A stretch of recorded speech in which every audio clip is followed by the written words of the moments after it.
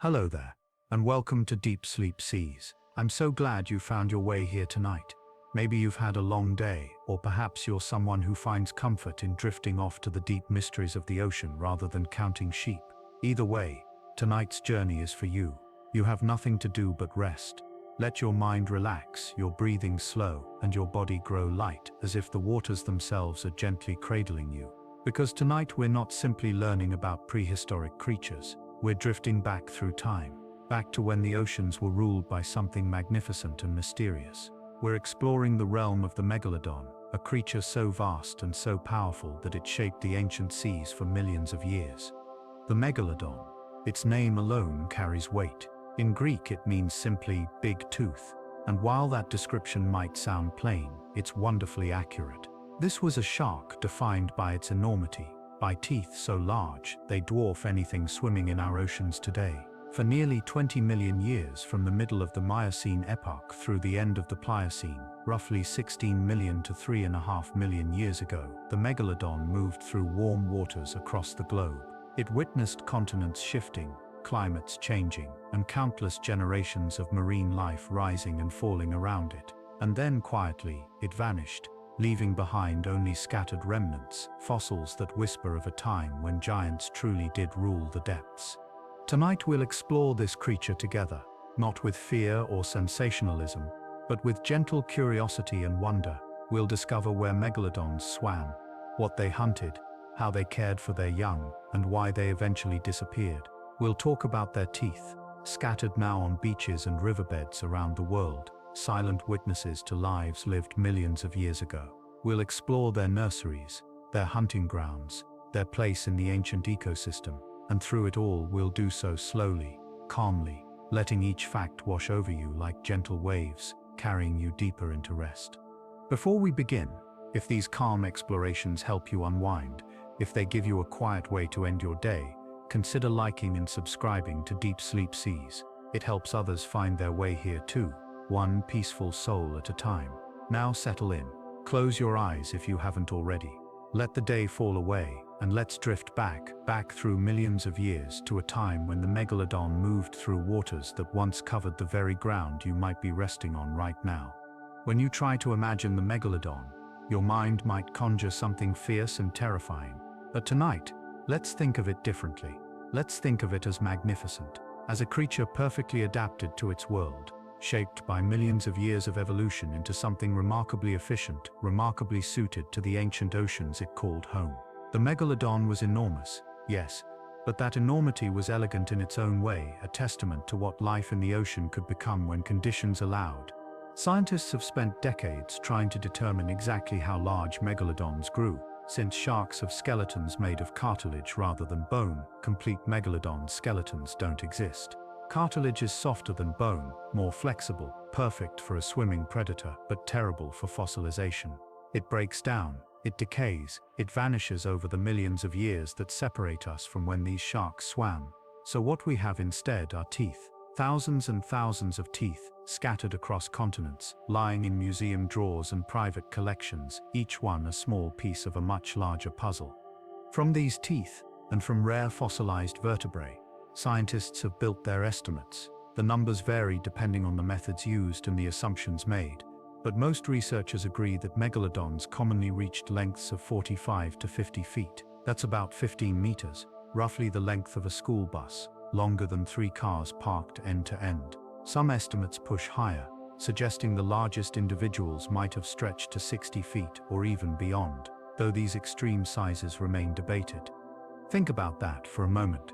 50 feet of muscle and cartilage and tooth-lined jaws, moving through the water with the grace that only sharks possess.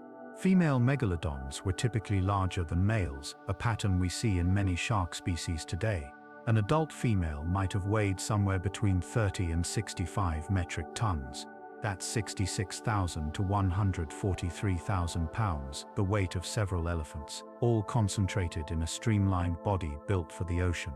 For perspective, the largest great white sharks today reach about 20 feet in length. A megalodon was 2 to 3 times longer. The whale shark, currently the world's largest fish, maxes out around 40 feet. The megalodon exceeded even that. It was quite simply the largest shark that ever lived and one of the largest predatory fish in Earth's history. But size alone doesn't capture what the Megalodon was. Recent research suggests that Megalodons didn't look exactly like oversized great white sharks, despite what many reconstructions show. For years, scientists thought the two species were closely related, and so they imagined the Megalodon as basically a great white shark scaled up. But we now know that Megalodon belonged to a different lineage entirely, the family Ottodontidae, while great whites belonged to Lamnidae. They were distant relatives at best, separated by millions of years of evolution. This matters because it changes how we imagine them. If you simply scale up a great white to Megalodon size, you get a shark that would likely struggle to swim efficiently. The proportions wouldn't work. The body would be too bulky, too heavy, creating too much drag. Instead, Megalodons probably had a more streamlined shape, possibly closer to a lemon shark or even a mako in proportions, with a shorter snout than a great white, a flatter jaw, and longer pectoral fins to help support and stabilize their massive weight as they moved through the water. Picture it now, a creature as long as a bus but shaped for speed and efficiency. Dark gray along the back, fading to lighter tones beneath, countershading that helped it blend with the water whether viewed from above or below. A tall dorsal fin cutting through the surface occasionally. Large pectoral fins spread wide like underwater wings, and a powerful tail propelling it forward with slow, steady sweeps. Estimates suggest Megalodons cruised at around 11 miles per hour, slower than their smaller relatives but appropriate for their size, similar to how a fin whale moves through the water. When needed, they could accelerate, pushing to perhaps 20 miles per hour in short bursts to close distance with prey. And then there were the jaws. The Megalodon's jaw could open nearly 10 feet wide enough to accommodate two adult humans standing side by side, though of course humans didn't exist when Megalodons did. At any given time, a Megalodon had around 276 teeth arranged in multiple rows along its upper and lower jaws, but over its lifetime, it would go through far more. Sharks constantly lose teeth, shedding them and replacing them throughout their lives. A single Megalodon might have produced and shed 40,000 teeth over 80 to 100 years of life. Each lost tooth would sink to the ocean floor, and some of those teeth, under the right conditions, would eventually become the fossils we find today. Each individual tooth could be massive. While most adult Megalodon teeth measured 4 to 5 inches in length, the largest ever found stretches 7.5 inches, nearly 8 inches of triangular, serrated cutting edge. That's longer than a human hand. These teeth weren't just big, they were thick, robust, built to withstand incredible forces. The serrations along the edges were evenly spaced, perfect for slicing through flesh and bone. And unlike great white shark teeth, Megalodon teeth had a distinctive feature, a darker chevron-shaped region near the root called a bourlette, a subtle signature that helps paleontologists identify them. The bite force of a Megalodon defies easy comprehension. Researchers estimate it could bite down with a force of 100,000 to 180,000 newtons. For comparison, a great white shark bites with about 18,000 newtons. A Tyrannosaurus rex, despite its fearsome reputation, probably maxed out around 64,000 newtons.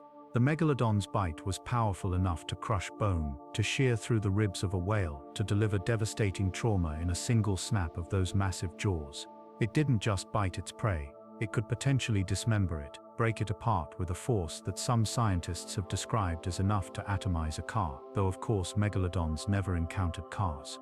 Yet for all this power, for all this size and strength, the Megalodon was still a creature of the ocean, still bound by the same physical laws that govern all swimming animals.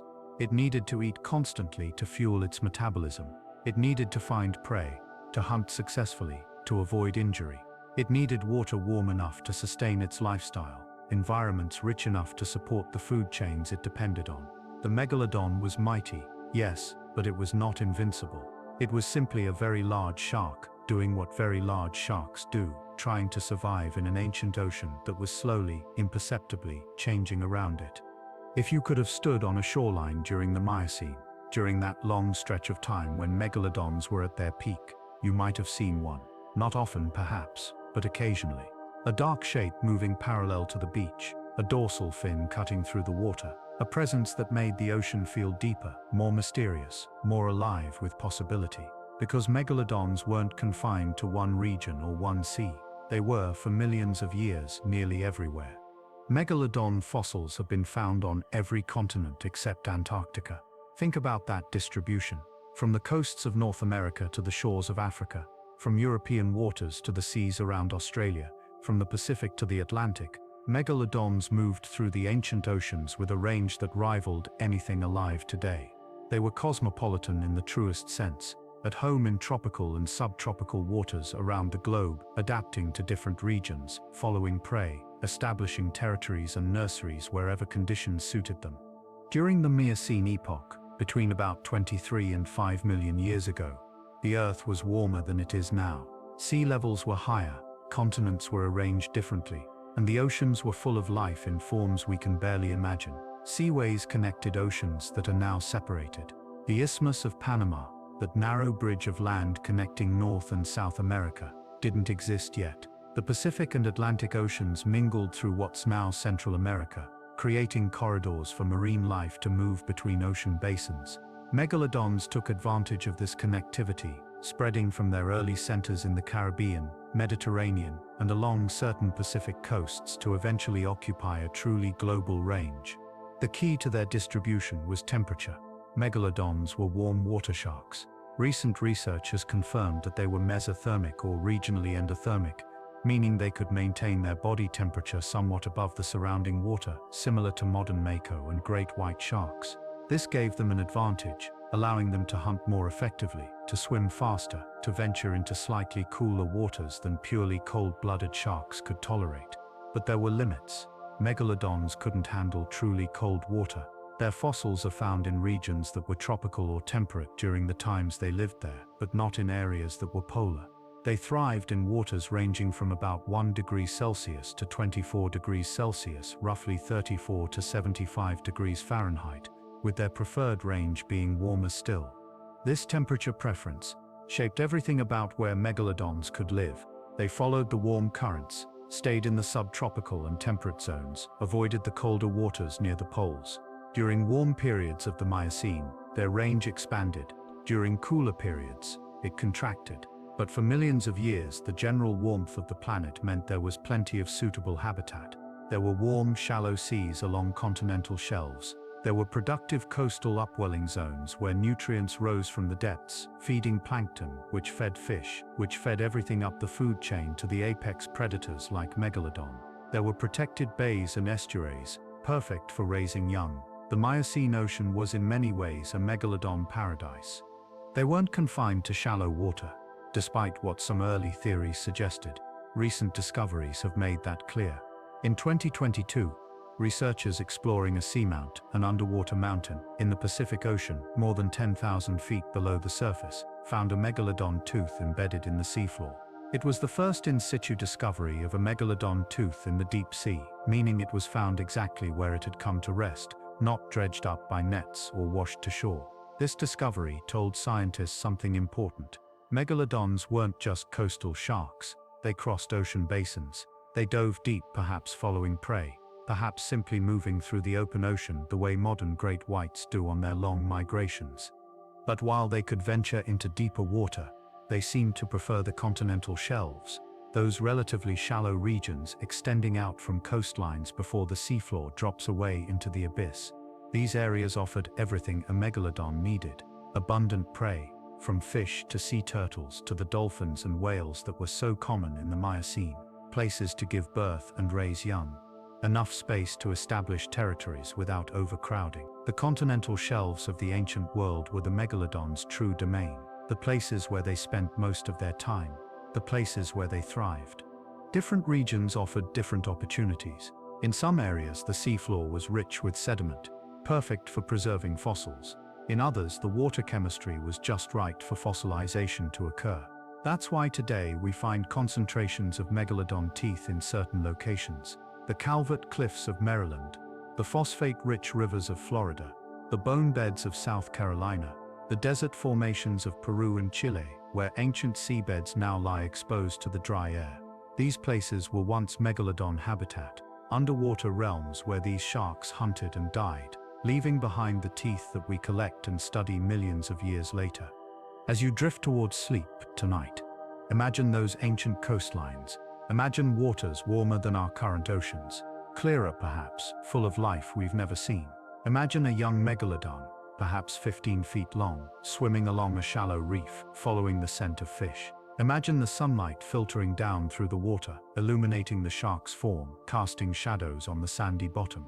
Imagine the stillness of that moment, the patience of the predator, the slow, rhythmic movement of its tail. And then imagine that scene multiplied across thousands of miles of coastline, across millions of years, a snapshot of life that repeated endlessly through deep time, until eventually, slowly, it faded away.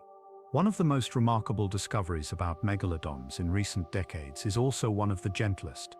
Despite being the largest predatory shark to ever live, despite being armed with the most powerful bite in the ocean, megalodons cared for their young. Not in the way mammals do, not with extended parental care, but in the way many sharks do, by giving birth in safe places.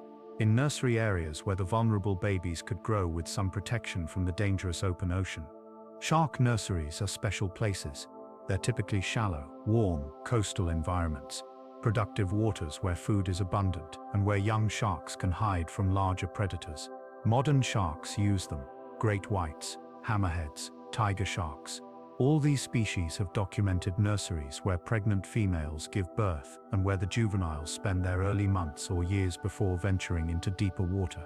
The existence of nurseries makes sense from an evolutionary perspective. Young sharks are vulnerable. A newborn megalodon, while large by our standards, was small compared to adult sharks of various species and would have made an easy meal for something big enough to catch it. For years, scientists suspected that megalodons used nurseries, but they lacked definitive proof. That changed in 2010, when researchers published a groundbreaking study based on fossils from the Gatun Formation in Panama. The Gatun Formation dates to the late Miocene, about 10 million years ago, a time when a shallow seaway connected the Pacific Ocean and the Caribbean Sea through what's now Panama. The researchers collected and measured 400 fossil shark teeth from this formation, and 28 of them were from megalodons. What made these megalodon teeth special was their size. Most of them were surprisingly small. Not because they came from a small population or represented teeth from unusual positions in the jaw, but because they came from juveniles, lots and lots of juveniles. When the researchers calculated the estimated body length of the sharks based on tooth size, they found that most of the Gatun megalodons were between 6.5 and 35 feet long. These were young sharks, not fully grown adults, and many appeared to be neonates, newborns, possibly only 6 to 7 feet in length at birth. The presence of so many juveniles and neonates in one location, in shallow water, in an environment that fossil evidence shows was highly productive and full of small prey like fish, was a clear signature of a nursery. This was where mother megalodons came to give birth. This was where baby megalodons spent their early days, feeding on abundant small prey, growing rapidly, protected by the shallow water from some of the larger predators that might have hunted them in the open ocean. The Gatun Formation represented the first definitive proof of a megalodon nursery area, and it fundamentally changed how scientists understood this extinct shark. Since that discovery, other nursery sites have been identified. The Calvert Formation in Maryland, along the Chesapeake Bay, the Bone Valley Formation in Florida, Banco de Concepcion in the Canary Islands. Each of these locations shows the same pattern: an abundance of juvenile teeth, shallow water deposits, evidence of productive ecosystems with plenty of food. Megalodons weren't randomly distributed across the ocean. Pregnant females actively sought out these special places, these safe havens where their pups could be born and could survive their most vulnerable period. Think about what this means. A female megalodon, perhaps 50 feet long and weighing 50 tons, pregnant after mating somewhere in the open ocean, would have felt the instinctual pull to return to coastal waters. She might have traveled hundreds of miles, guided by senses we don't fully understand, perhaps following chemical cues in the water, perhaps navigating by magnetic fields or by memory of her own birthplace. She would have entered the shallows, these protected bays or estuaries, and there she would have given birth. Megalodons gave birth to live young. We don't know exactly how, whether the embryos developed entirely inside the mother with a placental connection, or whether they hatched from eggs retained inside her body, but either way, the pups that emerged were already substantial. At birth, a baby Megalodon might have been 6 or 7 feet long, already larger than many adult sharks today, but despite that size, they were babies, inexperienced, vulnerable to any adult shark species large enough to see them as prey. In the nursery areas, though, they had advantages. The shallow water meant that really large predators, adult megalodons included, couldn't easily access the area. The abundance of small fish meant food was easy to find. The young sharks could learn to hunt on manageable prey, practice their skills, grow strong. Studies of the Gatun Formation found teeth from other shark species too, including some large ones like great hammerhead sharks and snaggletooth sharks, species that could potentially prey on juvenile megalodons. Even occasional adult megalodon teeth showed up, suggesting that not all large sharks were excluded from these areas. But the overall environment was still safer than the open ocean, still protective enough to give the babies a better chance at survival. How long did young megalodons stay in the nurseries? We don't know for certain. Modern large sharks typically spend months to a few years in nursery areas before moving to deeper water.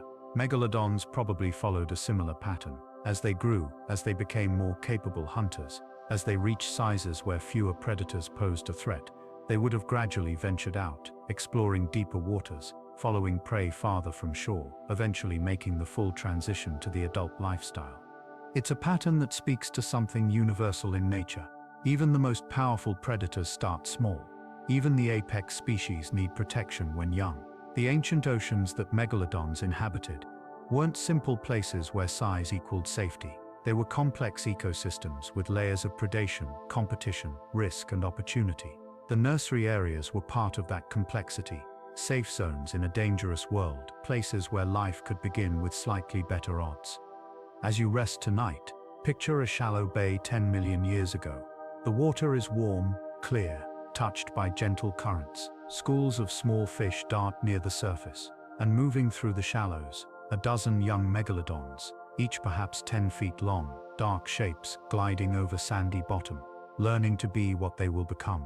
They are not yet the giants that will dominate deeper waters. They are not yet the apex predators. They are simply young sharks, growing, feeding, surviving, in a nursery that the ocean provides. It's a peaceful image, in its way, a reminder that even monsters, if we must call them that, were once small. To understand the megalodon, you must understand what it ate. Diet shapes everything about a predator: its behavior, its distribution, its physical form, even its eventual fate. And the megalodon was, above all else, a predator, an apex predator, sitting at the very top of its food web, with no natural enemies once it reached full size. Everything it did, every adaptation it possessed, was in service of one fundamental need: to find food, to hunt successfully, to consume enough calories to fuel that enormous body. For many years, scientists believed that megalodons were specialist whale hunters. The evidence seemed to support this. Fossilized whale bones bearing megalodon tooth marks had been found, clear signs of predation or scavenging. The megalodon's massive teeth seemed perfectly designed for cutting through the thick blubber and bone of large marine mammals. And whales were abundant during the Miocene and Pliocene, diverse and widespread, representing a reliable, high-calorie food source for any predator capable of taking them down. So the story became simple: megalodons ate whales. But recent research has complicated that picture. In 2025, a study analyzing zinc isotopes in megalodon teeth found something surprising. Megalodons weren't purely whale specialists. They were generalists, opportunistic predators that ate a wide variety of prey depending on what was available. Yes, they ate whales, both baleen whales and toothed whales, small ones and large ones. But they also ate sea turtles, seals, dolphins, dugongs, large fish, and even other sharks. The difference in zinc isotope ratios between megalodons and the lowest levels of the food chain suggested that while megalodons were definitely top predators, they didn't exclusively target the largest prey. They were flexible, adaptable, willing to eat whatever was most available or easiest to catch in their particular region. This makes sense when you think about it. An animal as large as a megalodon needed to eat a lot. Estimates suggest they required between 1,300 and 2,700 pounds of food per day just to maintain their body weight and energy levels. That's more than a ton of meat every single day. If they specialized too narrowly, if they only ate one type of prey, they would have been vulnerable to any change in that prey's population. Generalist feeding is a survival strategy. It spreads risk. It means that if one food source declines, you can switch to another. Megalodon hunting strategies probably vary depending on the prey. Fossil evidence, particularly bite marks on whale bones, gives us clues. Unlike modern great white sharks, which tend to attack large prey from below, targeting the soft underside and vital organs like the liver, megalodons seem to have approached differently. Many whale fossils show bite marks on the ribs, on the spine, on the flippers. These are hard, bony areas.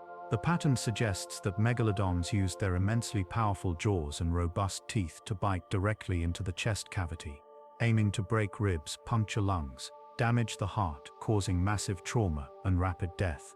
Against smaller cetaceans, like the various dolphin-sized toothed whales that were common in the Miocene, megalodons may have used a different tactic.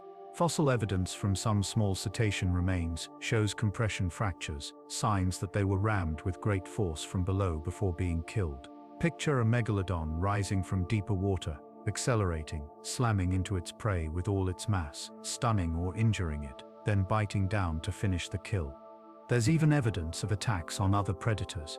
One fascinating fossil tooth from a physeteroid, an ancient relative of sperm whales, shows bite marks consistent with a megalodon attempting to bite the whale's head.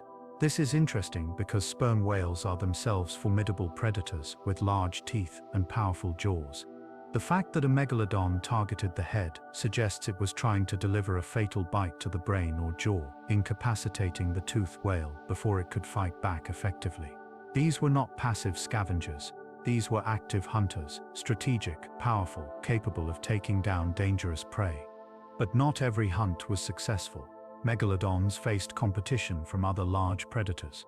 During the Miocene and Pliocene, the oceans were home to macroraptorial sperm whales, species like Leviathan, which were similar in size to megalodons and had even larger teeth.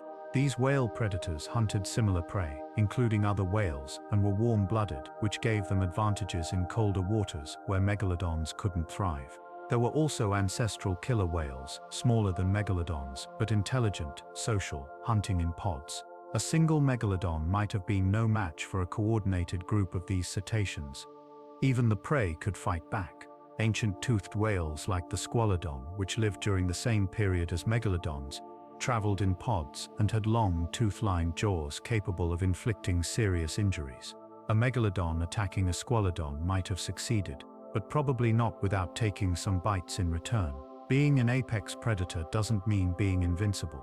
It means being at the top of a dangerous, competitive, often violent ecosystem, where injuries, even for the largest hunters, were likely common. Juvenile megalodons had different dietary needs and different prey. The youngsters in the nursery areas fed on fish, small rays, whatever they could catch in the shallow water. As they grew and moved to slightly deeper water, they might have started taking sea turtles, dugongs, smaller sharks. Gradually, as they approached adult size, they would have transitioned to targeting larger prey, the small whales and dolphins that made up so much of the megalodon's diet once they reached full size. Feeding that massive body required constant vigilance. Megalodons probably spent much of their time cruising, conserving energy, waiting for opportunities. When they detected prey, through their excellent senses of smell, hearing, and electroception, they would have closed in, perhaps slowly at first, then accelerating for the final attack.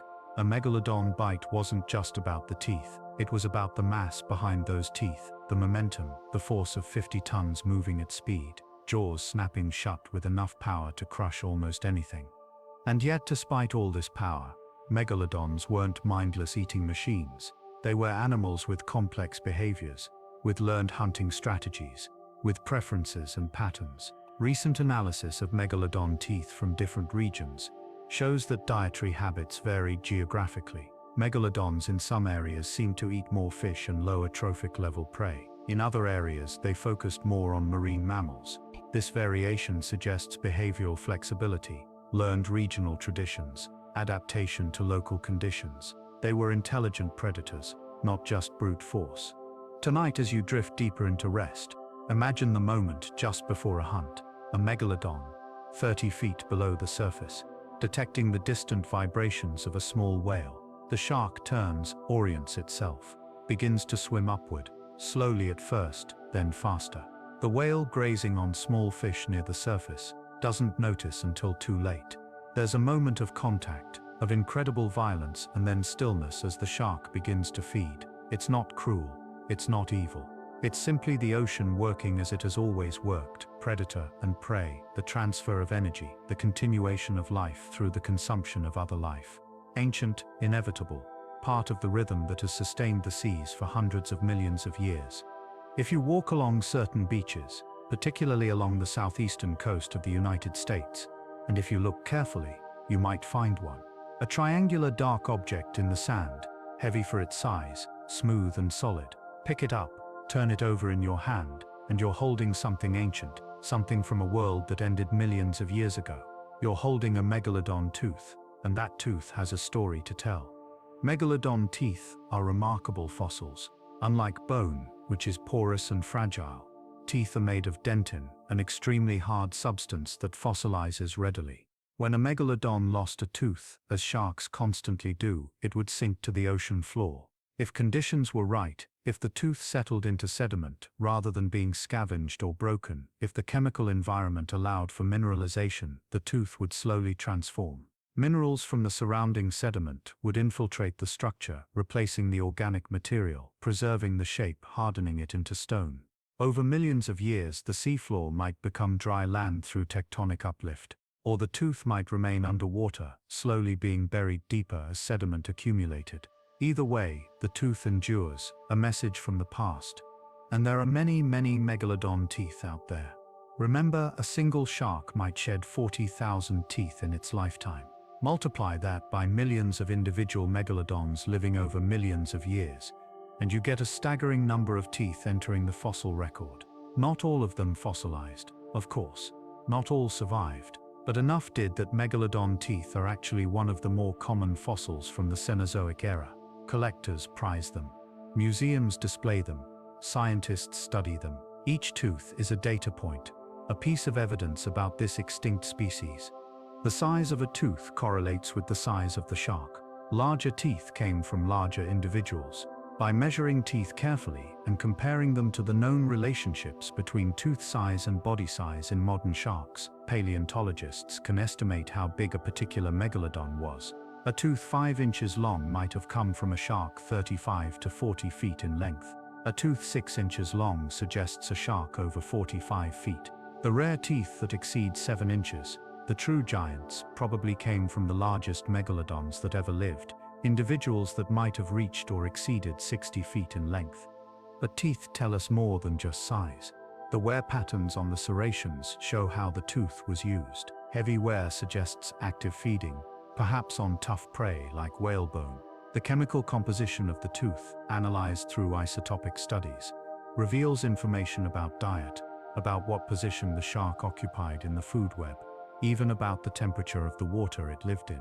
Recent studies measuring oxygen and carbon isotopes in megalodon teeth have confirmed that these sharks were mesothermic, able to maintain elevated body temperatures.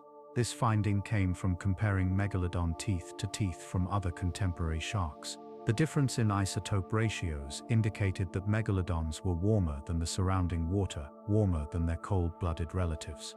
The locations where teeth are found tell us about megalodon distribution and habitat use. Teeth from Florida's Peace River, dark brown or black from the phosphate-rich sediment, tell us megalodons hunted in those warm, shallow waters millions of years ago.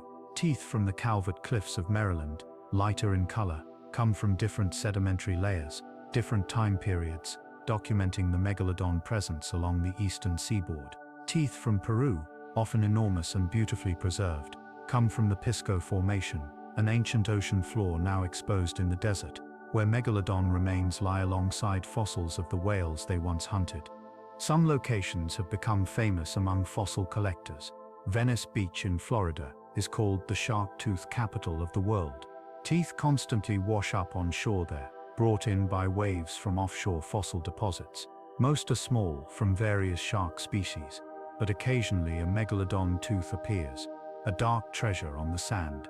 Collectors also dive offshore, in deeper water, where larger teeth are more common. The Peace River, winding through central Florida, yields teeth to those willing to wade and sift through gravel bars. In South Carolina, rivers like the Cooper River and Battery Creek produce beautiful, sharp megalodon teeth, highly prized by collectors for their condition and color. Outside the United States, megalodon teeth have been found across the globe. The deserts of Peru and Chile, where ancient marine sediments are now exposed, produce some of the largest teeth ever found. The cliffs of England, the coasts of Australia, the fossil beds of Morocco, all have yielded megalodon teeth. Each discovery adds to our understanding, fills in the map of where these sharks once swam, confirms their truly global presence during their millions of years of dominance.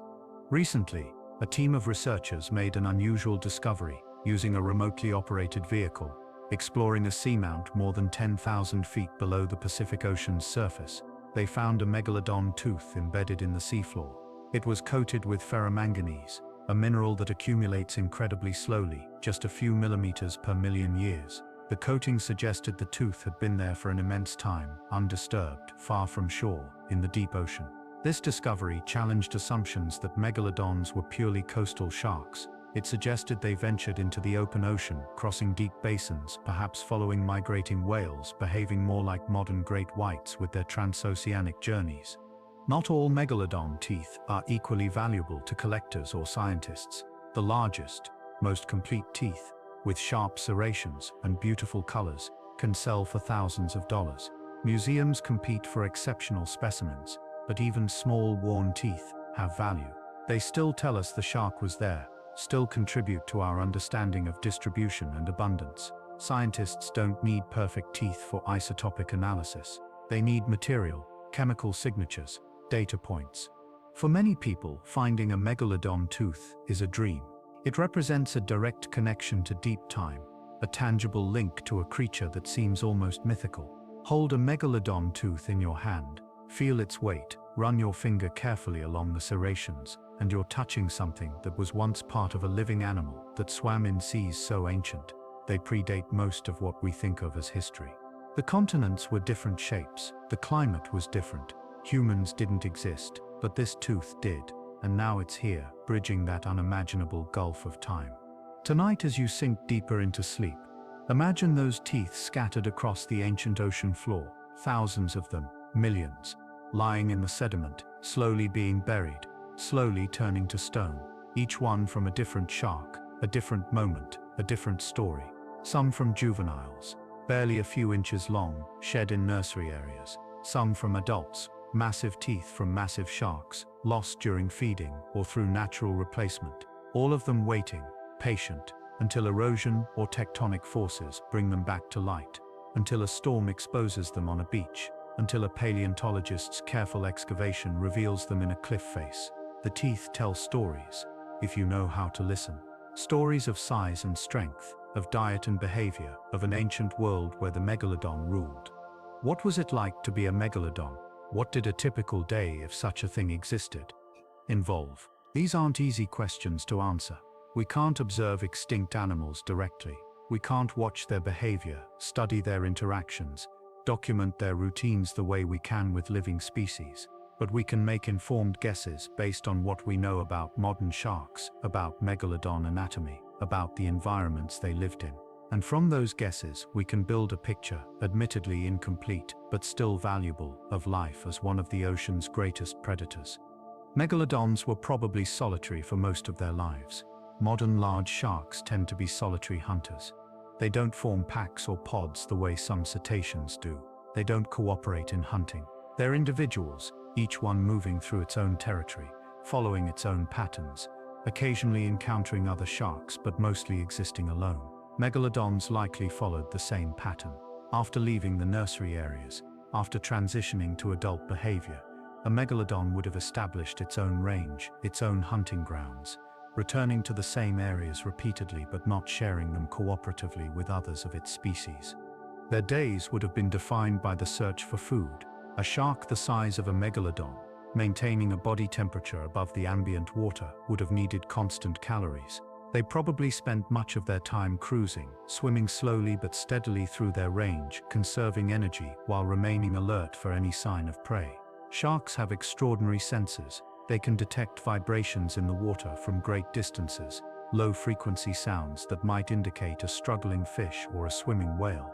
They can smell blood diluted in seawater at concentrations we can barely imagine, following chemical trails back to their source. They have specialized organs called ampullae of Lorenzini that detect electrical fields, allowing them to sense the muscle movements of hidden prey.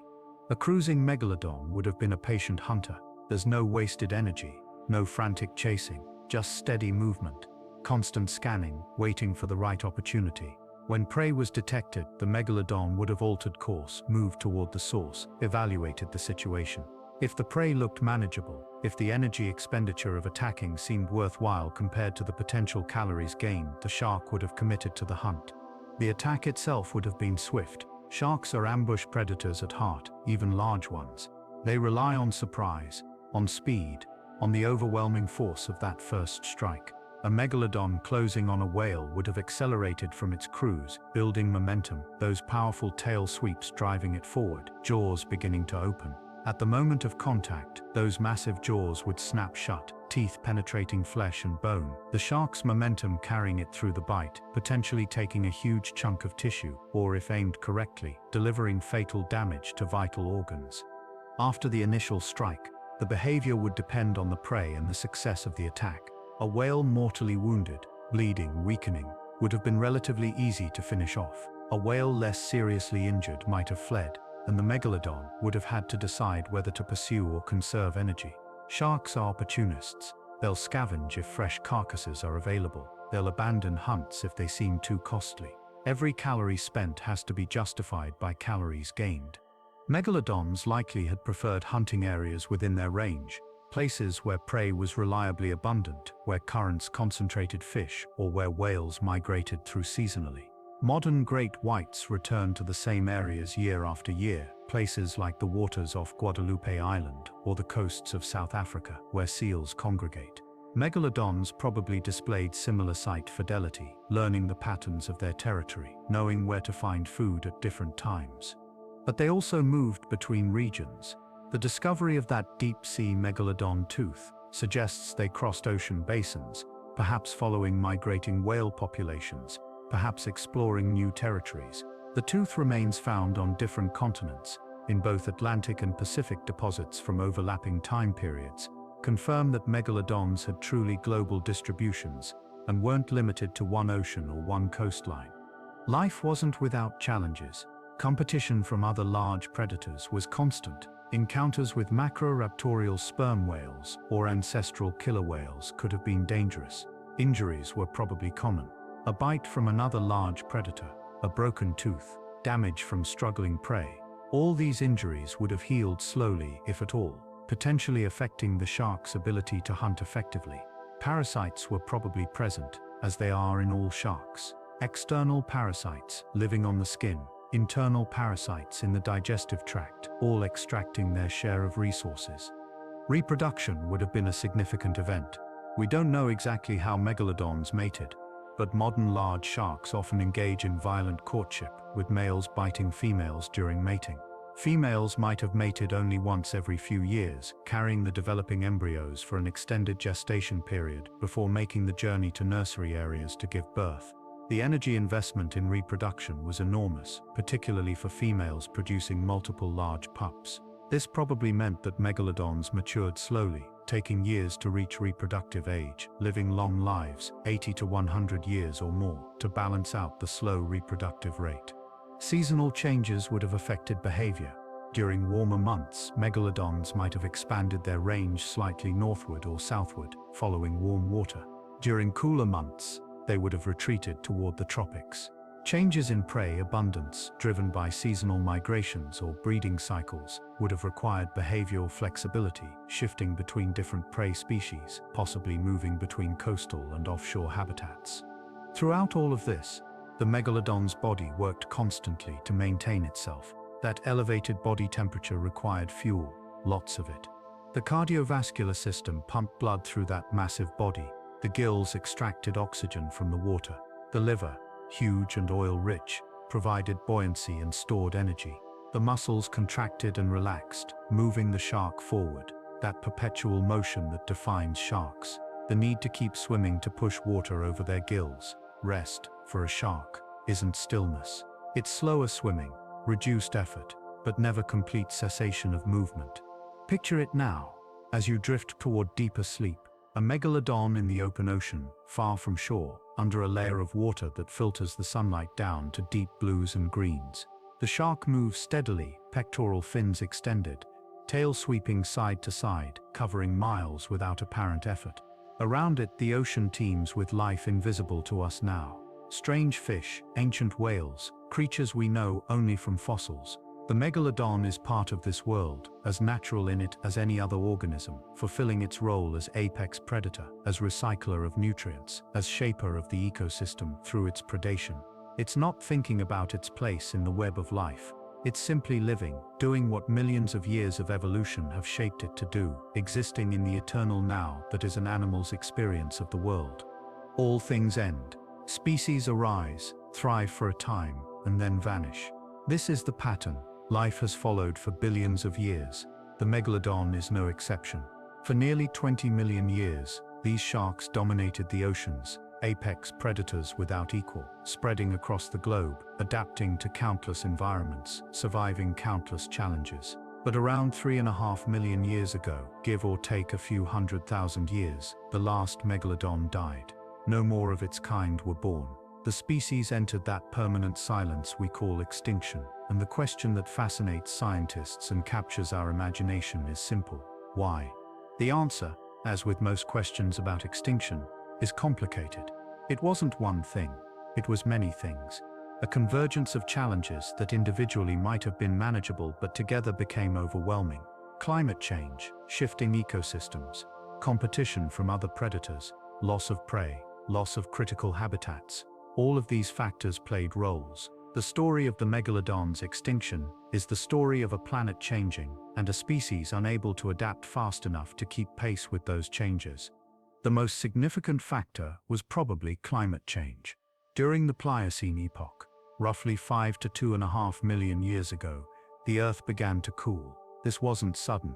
It happened gradually, over millions of years, but it was relentless. The warm, stable climate of the Miocene gave way to cooler conditions. Glaciers began forming at the poles. Sea levels dropped as more water became locked in ice. Ocean temperatures declined, particularly in the higher latitudes. And the ocean circulation patterns changed in ways that had cascading effects throughout marine ecosystems. For a warm water shark like the megalodon, this cooling was a crisis. Remember, megalodons were mesothermic. They could maintain their body temperature above the water temperature, but only to a degree. They couldn't handle truly cold water. As ocean temperatures dropped, their suitable habitat shrank. They couldn't follow their prey into colder waters. They couldn't expand their range toward the poles where cooling was most pronounced. Instead, their distribution contracted, squeezing them into smaller and smaller areas of warm water, fragmenting their populations, reducing genetic diversity. At the same time, the very whales that megalodons depended on for food were adapting. Baleen whales, in particular, began changing their behavior.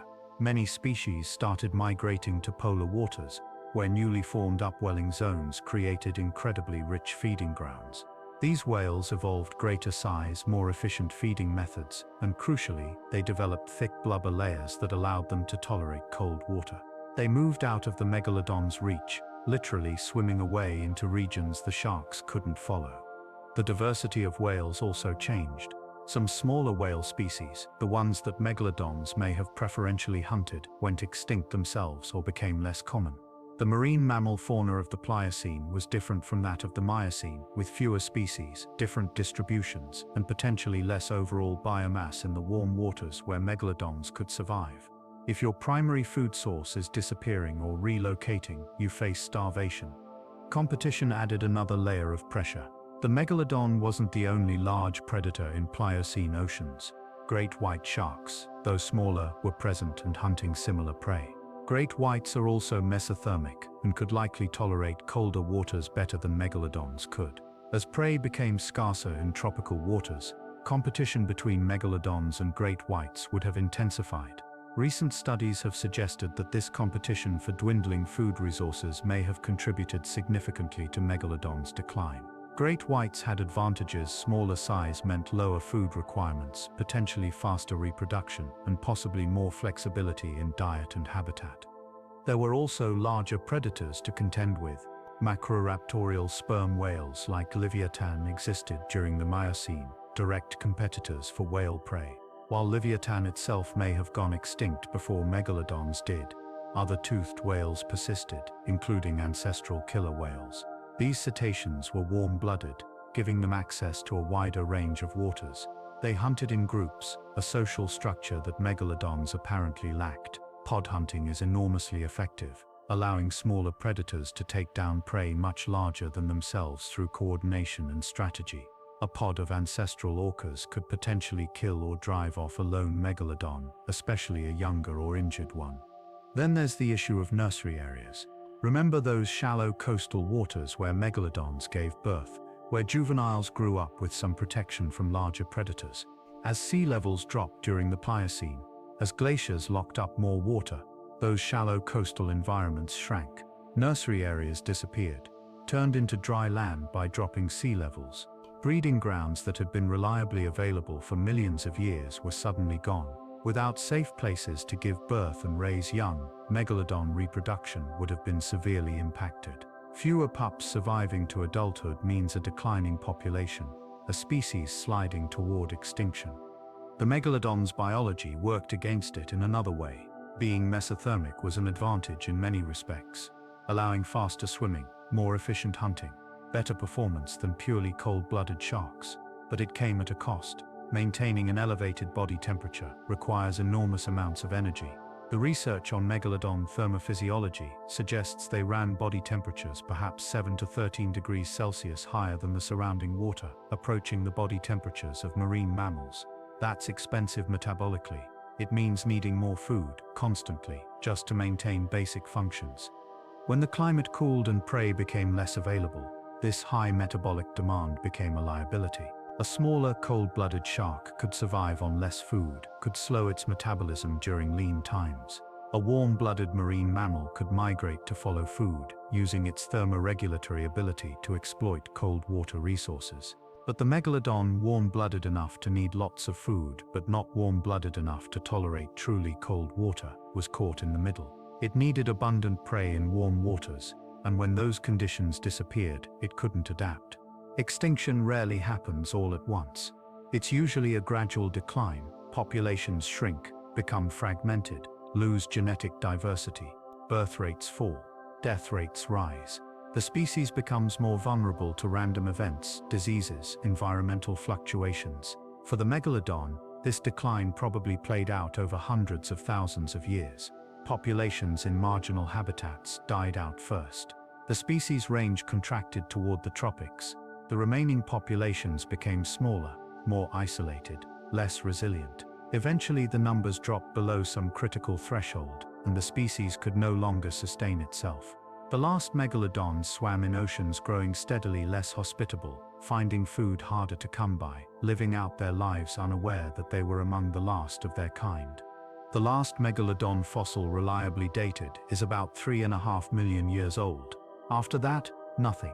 No younger teeth have been found despite extensive searching. Some researchers have argued for a slightly later extinction date, perhaps as recent as 2.5 million years ago. But the consensus is that by the end of the Pliocene, megalodons were gone. The oceans continued without them. The ecosystems adapted to their absence. Other predators expanded into niches. The megalodons had vacated. Baleen whales grew larger, perhaps freed from the predation pressure that megalodons had imposed. Life went on, as it always does, but the ocean was permanently changed. There's something melancholic about extinction, particularly the extinction of an apex predator. Megalodons had ruled for so long, had been so successful, had spread so widely, and then they simply vanished, not through some catastrophic event like an asteroid impact, but through the slow grinding change of climate and ecosystem. changes they couldn't adapt to quickly enough. It reminds us that even the most dominant species, even the most successful adaptations, can become liabilities when the world changes enough. Survival isn't about being the biggest or strongest, it's about fitting your environment, and when that environment shifts, even giants can fall. The megalodons are gone, but they left something behind. Not descendants, not living relatives carrying their genes forward, but fossils, thousands of teeth, scattered across continents and ocean floors, rare vertebrae, massive calcified discs from spinal columns, bite marks on ancient whale bones, evidence of predation frozen in stone, and from these fragments, we've built a picture of what they were, where they lived, how they hunted. The legacy of the megalodon exists in the fossil record, in museum collections, in the hands of collectors who find teeth on beaches, in the scientific literature documenting discoveries and analyses. Paleontology is detective work. You start with fragments, incomplete evidence, and you try to reconstruct what was. Every megalodon tooth found adds a tiny bit more information. Where was it found? That tells you about distribution. What size is it? That tells you about the shark's size and potentially its age. What's its condition? That might tell you about taxonomy, about what happened to it after the shark died. What's its chemical composition? That tells you about diet, about physiology, about the environment. Piece by piece, tooth by tooth, study by study, our understanding grows. Some discoveries are more significant than others. The Panama nursery finding fundamentally changed how we think about megalodon behavior. The deep-sea tooth discovery challenged assumptions about their habitat use. The isotopic studies confirming mesothermy provided crucial insights into their physiology and extinction. Each breakthrough opens new questions, suggests new research directions, refines our mental image of this extinct predator. The fossil record has limitations. We don't have complete megalodons. The cartilaginous skeleton doesn't preserve well. We have teeth in abundance, a handful of vertebrae, and that's essentially it. We can't study their brain structure, their organ layout, their soft tissues. We can't extract DNA, at least not with current technology, because it degrades over such long time scales. We can't know their coloration with certainty, though we can make educated guesses. We can't observe their behavior directly, though we can infer it from modern sharks and from the physical evidence megalodons left behind. But despite these limitations, we know a remarkable amount. We know their size range, their geographic distribution, their diet, their preferred temperatures, their use of nursery areas. We know they were apex predators for millions of years. We know they competed with other large predators and hunted some of the ocean's largest prey. We know they went extinct during a period of significant environmental change. We know that losing them changed marine ecosystems in measurable ways. The study of megalodons continues. New fossils are found regularly. New analytical techniques are developed, allowing scientists to extract more information from existing specimens. Three-dimensional reconstructions, isotopic analyses, computer modeling of bite force and swimming mechanics. All these tools are being applied to megalodon research, constantly refining our understanding. There's also public fascination. Megalodons capture imaginations in ways few extinct animals do. They're simultaneously real and almost mythical, documented by science, but large enough, powerful enough, mysterious enough to feel like something from legend. Books, documentaries, movies, they all feature megalodons, often taking creative liberties, but also introducing people to the science, to paleontology, to the wonder of deep time and extinct life. Some of that fascination manifests as the persistent belief, despite overwhelming evidence to the contrary, that megalodons might still exist somewhere in the ocean's depths. This is understandable. The ocean is vast, mostly unexplored. We discover new species regularly. Why not a surviving population of megalodons hiding in the deep sea? The answer, unfortunately, is that it's effectively impossible. Megalodons were large animals that needed vast amounts of food from productive coastal and pelagic zones. They weren't deep-sea specialists. If they still existed, we'd see evidence in the form of teeth, fresh ones washing up on beaches or being found in recent sediments. We'd have sonar contacts, sightings, carcasses, large whales, their likely prey, would show fresh megalodon bite marks. The absence of any such evidence, combined with our understanding of their biology and ecology, makes continued survival essentially impossible. The megalodons are truly gone. But their legacy endures, in the fossils that teach us about ancient ecosystems, in the scientific knowledge we've gained from studying them, in the inspiration they provide to paleontologists and to children dreaming of ancient seas, in the reminder that the Earth has changed dramatically over time, that species come and go, that what seems permanent is often temporary on geological timescales. When you hold a megalodon tooth, you're holding a piece of that legacy. You're touching something that was once part of a living shark that swam in seas we can barely imagine, that hunted prey we know only from fossils, that lived out its life in an ancient world so different from ours that it might as well be alien. And yet it was here, on this same planet, under the same sun, governed by the same physical laws. The megalodon's world was as real as ours, just distant in time rather than space. The fossils are the bridge across that temporal distance, the proof that it all happened, that these giants really did rule the ancient seas. We've traveled far tonight, you and I. We've drifted back through millions of years, through oceans that no longer exist in the forms they once took, through the realm of a creature that dominated its world for an age and then vanished. We've explored nurseries where baby sharks grew strong. We've imagined hunts in ancient seas. We've traced the slow extinction of a species that seemed unbeatable, but proved, in the end, vulnerable to the one thing nothing can resist: change. The megalodon was a marvel of evolution, a shark perfected for its niche, scaled up to incredible size, equipped with every adaptation necessary for success as an apex predator. It lived for nearly 20 million years, a span of time we struggle to comprehend. 20 million years. Modern humans have existed for only about 300,000 years. Our entire species, all of human history, all of civilization, is a brief flash compared to the megalodon's reign. They outlasted countless other species. They survived environmental changes we can only reconstruct from rocks. They spread across the world, adapting to different oceans, different prey, different conditions. And yet they're gone.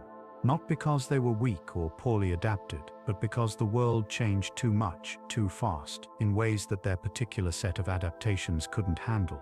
They needed warm water, and the water cooled. They needed abundant prey in those warm waters, and the prey relocated or disappeared. They needed nursery areas along shallow coasts, and sea levels dropped. They faced increased competition just when they could least afford it. The things that had made them successful, their size, their metabolism, their specializations, became liabilities. Evolution is not about achieving perfection, it's about fitting the current environment. When that environment shifts, yesterday's perfect adaptation can become today's fatal flaw. There's a lesson in that, perhaps, though I'll leave you to draw your own conclusions as you drift towards sleep. The megalodon's story is one of both triumph and vulnerability, of millions of years of success followed by relatively rapid decline. It reminds us that nothing lasts forever, that change is the only constant, that even dominance is temporary. But it's also a story of beauty. The megalodon was a beautiful creature in its own way. Not beautiful in the sense of being cute or comforting, but beautiful in its perfection for its role, in its elegant streamlining, in the way it embodied pure predatory efficiency. It was part of ecosystems that worked, that balanced, that sustained themselves for eons. It played its part in those ecosystems, shaping them through predation, distributing nutrients, keeping prey populations in check. The ancient oceans were richer for having megalodons in them. Tonight, as you finally surrender to sleep, carry this thought with you. Somewhere deep in the rocks beneath us, or scattered across the ocean floor, megalodon teeth still rest. Countless millions of them, teeth shed by individual sharks going about their lives, teeth that outlasted the sharks themselves, teeth that will outlast us and everything we build. They're patient, those teeth, holding their stories, waiting to be found, waiting to teach us about a world that existed long before we did and will be remembered long after we're gone. The ocean tonight is different from the ocean. The megalodon's new, the species in it have changed. The temperatures are different. The continents are in different positions, but it's still the ocean, still full of life, still mysterious and vast. And somewhere in its depths, maybe not physically, but in the sweep of time and memory, the shadow of the megalodon still moves. Not the creature itself, but the echo of what it was, preserved in stone, immortalized by science, remembered by those who care about such things. You are safe here, in your bed, in this moment. The megalodons cannot harm you. They're extinct, gone, no threat to anyone. They existed in a world separated from ours by an unbridgeable gulf of time. They swam in waters that have long since been replaced by other waters, hunted prey that have been replaced by other prey, lived in a version of Earth that was both familiar and utterly alien. And now they rest in the rocks, their teeth the only testimony to their existence, small monuments to lives once lived in ancient seas. Think of them kindly as you drift off, not as monsters, not as nightmare creatures, but as animals doing what animals do, surviving as best they could in the world they were born into. They hunted, yes, but so does every predator. They killed, but death is part of life in the ocean, part of the cycle that sustains everything. The megalodons were no crueler than a lion, no more monstrous than a hawk. They were simply large, simply very good at what they did, simply shaped by evolution into a form that worked for a while in the ancient seas. And now they're gone, and the ocean has moved on, as it always does. New predators have taken the niches megalodons left empty. Great whites patrol some of the same waters. Orcas hunt with intelligence and coordination. The ecosystems have rebalanced, reorganized around the absence of these enormous sharks. Life continues, as it always has, adapting, changing, flowing forward through time like the currents that move through the sea. But the memory remains, in the fossils, in the research, in the museums and the collections and the beaches where people still hunt for teeth, in the stories we tell about them, in the documentaries and books, in the imagination of children who dream of ancient seas. The megalodon lives on as an idea, as a symbol of a time when giants roamed the oceans, as a reminder of how magnificent life can become and how fragile even the mightiest species ultimately are. Rest now. Let the day's tensions drain away. Let your breathing deepen, slow, match the rhythm of waves on an ancient shore. Let your mind drift like a current, carrying you gently through thoughts of warm, clear waters, of creatures long gone, of oceans that once were and oceans that now are. You are safe. You are comfortable. You are drifting, floating, sinking into the soft darkness of sleep. The megalodons swam for 20 million years. They survived challenges we can't imagine. They spread across the world, touched every ocean, shaped countless ecosystems. They lived their lives, each individual shark experiencing the world in its own immediate animal way, hunting, swimming, breeding, simply being. And then they faded, slowly over hundreds of thousands of years, until the last one died and the species passed from existence into memory. But what a memory it is! What a legacy they left! What stories their teeth tell to those willing to listen! Stories of size and power, yes, but also stories of adaptation and survival, of ecological relationships, of environmental change, of the long, slow processes that shape life on Earth. The megalodons teach us about the past, but they also teach us about the present, about how ecosystems work, about what happens when climate changes, about the vulnerability of apex predators. They're gone, but they still have things to tell us, lessons encoded in fossilized teeth scattered around the globe. Sleep now, deeply and peacefully.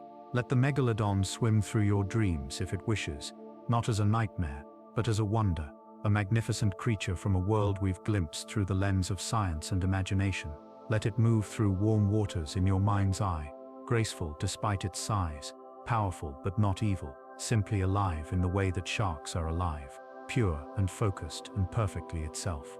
Tomorrow you'll wake to the modern world, to your own concerns and challenges and joys. But tonight, you've traveled back through deep time. You've seen the ancient seas. You've met a creature that ruled those seas longer than we can truly comprehend. You've touched the mystery of extinction, the wonder of fossilization, the patient work of paleontology uncovering the past. And hopefully you've found some peace in it, some calm in contemplating time scales so vast that our daily worries shrink to insignificance, some comfort in knowing that life goes on, that the ocean continues, that even when species vanish, the world persists and new forms arise. The megalodon is gone, but not forgotten. Its teeth remain, waiting in the rocks, teaching us, connecting us to a past so distant. It seems almost mythical, but is documented in stone, proven by science, as real as anything that exists now. Those teeth are messages from the deep past saying we were here, we lived, we mattered, we were part of this world's story. And now you know a little of that story. You've heard their message. You've met the Megalodon, not in person, but through the traces it left behind, through the careful work of scientists studying those traces, through the slow accumulation of knowledge that lets us reconstruct extinct worlds. Rest deeply. Sleep fully. Let the oceans cradle you in imagination. Warm waters under ancient skies. A time before humans, before civilizations, before almost everything we think of as the modern world. Let the Megalodon swim past in your mind's eye, serene and purposeful, heading towards some long-ago destination in seas that exist now only in rocks and reconstructions. It cannot hurt you. It never could have. You exist in different times, different worlds, separated by 3.5 million years of Earth's history. But you can appreciate it. You can marvel at it. You can find some strange peace in knowing it once existed, that the world once held such creatures, that evolution can create such magnificent adaptations, that life expresses itself in forms both familiar and astonishing. The Megalodon was a shark, yes, something we have today, but it was also something unique, something that only existed for a particular window of time, something that came into being, flourished, and then vanished when its time had passed. Your time is now. The Megalodon's time was then, but time flows like a river, carrying everything forward, connecting all moments through the continuous current of causation. The minerals in your body were forged in stars. The water in your cells has cycled through countless forms, perhaps once part of the ocean the Megalodon swam through. We're all connected through time, through matter, through the shared fact of existence on this one planet spinning through space. The Megalodon was part of that connection. You are part of that connection. And in some small way, in this moment, as you think about these ancient sharks, you're linked to them across the abyss of time. Let that thought be your last conscious one tonight. The connection across time, the continuity of life. The ocean then, and the ocean now. The Megalodons that were, and the creatures that are. The teeth in the rocks, and the stories they tell. The deep past and the present moment. All of it connected. All of it flowing together in the great river of time that carries everything forward, relentless and patient and eternal. Sleep now, deeply, completely. Let the Megalodon fade back into the past where it belongs, taking with it any last tensions, any remaining thoughts, leaving you in peace. The ancient seas are quiet now. The giant sharks are gone, and you are here, safe and warm, drifting into the gentle darkness of sleep, cradled by the present moment, at rest in this brief flicker of now that is all any of us ever truly have. Good night, sleep well, and when you wake, the world will still be here, still full of mysteries, still holding stories in its rocks, still moving forward through time. But for now, there's nothing to do but rest. The Megalodons have told you their story. The ocean has shared its secrets, and you can let it all go, let it all fade, let sleep take you where it will. The waves lap at an ancient shore. The sun sets over a Miocene sea. A Megalodon cruises in the warm water, unhurried, unconcerned, simply living its life in an ocean that will last for millions more years before changing into something new. But that's all far away now, distant in time, no longer your concern. Sleep, rest, dream, and let the ancient seas carry you gently through the night.